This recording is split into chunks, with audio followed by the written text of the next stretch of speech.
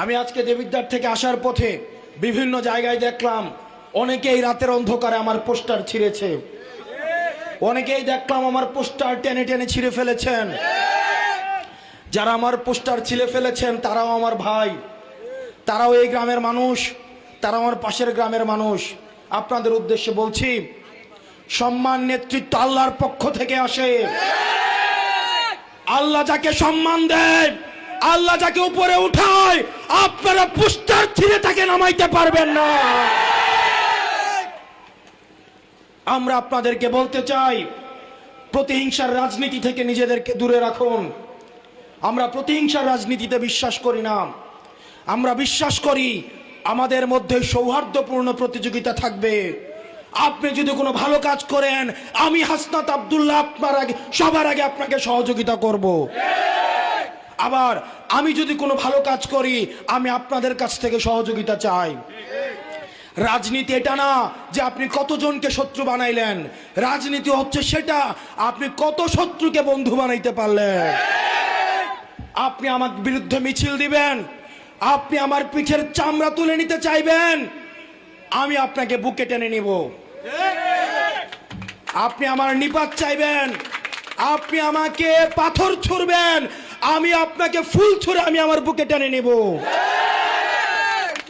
আমরা সহিংসতার রাজনীতিতে আমরা এনসিপি বিশ্বাস করি না। এই তরুণ প্রজন্ম সহিংসতার রাজনীতি করবে না, কিন্তু যেখানে অন্যায় আসবে সেখানে কখনো আমরা আপোষ করব না।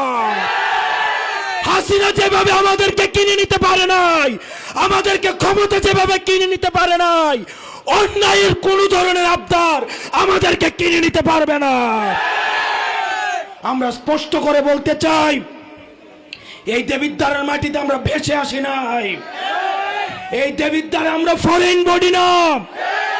এই মাটিতে আমাদের জন্ম, এই মাটিতে আমাদের উত্থান, এই মাটিতে আমাদের বিকাশ।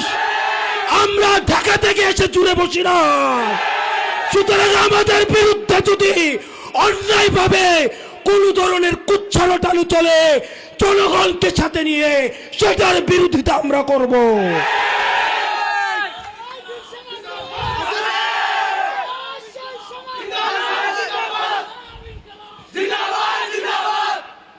প্রিয় ইউসুফপুরবাসী, প্রিয় মা বোনেরা,